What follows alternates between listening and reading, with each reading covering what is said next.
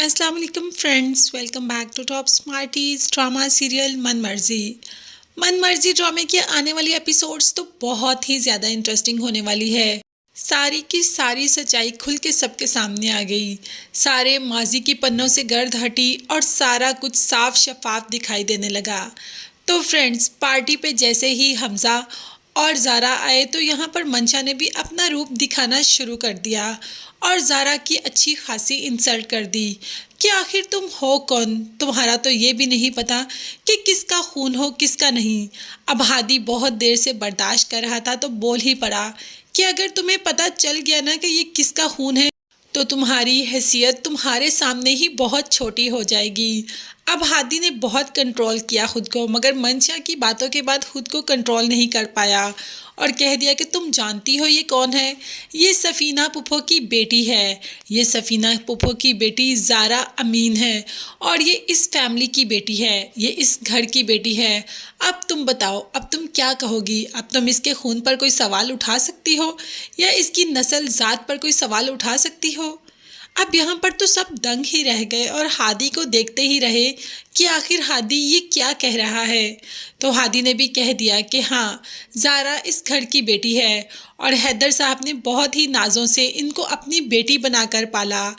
हैदर साहब सफ़ीना पुप्पो और अमीन साहब के गवाह थे शादी के, और बाद में जैसे ही सफ़ीना पुप्पो की बेटी पैदा हुई तो बस एक्सीडेंट करवा के उनको राह रास्ते हटाने की कोशिश की गई।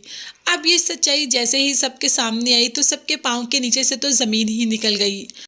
ज़ारा तो अपने बारे में ये सच्चाई सुनकर दंग ही रह गई। उसे तो यकीन ही नहीं आ रहा कि ये हादी क्या कह रहा है। इसीलिए तो हमज़ा से कहती है कि मुझे यहाँ से ले चलो। घर जाकर तो सर पकड़कर बैठ जाती है और कहती है कि क्या ये औरत मेरी माँ है जिसको मेरा पता ही नहीं, जो मुझे पहचानती ही नहीं? ये मेरी माँ कैसे हो सकती है? मैं हर नमाज में अपनी माँ के लिए दुआ मांगती रही और मेरी माँ मुझे मिली भी तो किस हालत में कि वो मुझे जान पहचान ही नहीं सकती।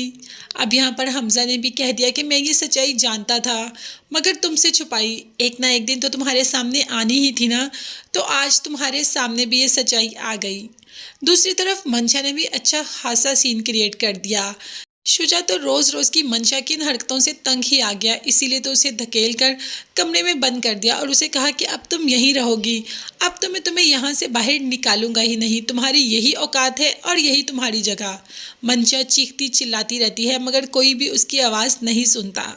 दूसरी तरफ दादाजान हादी को बुलाते हैं और हादी सारी सच्चाई दादाजान को बता देता है और साथ ही साथ शुजा का भी शुक्रिया अदा करता है कि अगर तुम मंशा से शादी ना करते, मंशा को इस घर में ना लाते तो ऐसे हमें इस सच्चाई का पता ही ना चल पाता। तो क्या ये सच्चाई सबके सामने आई? क्या रिएक्शन होगा और क्या होगा?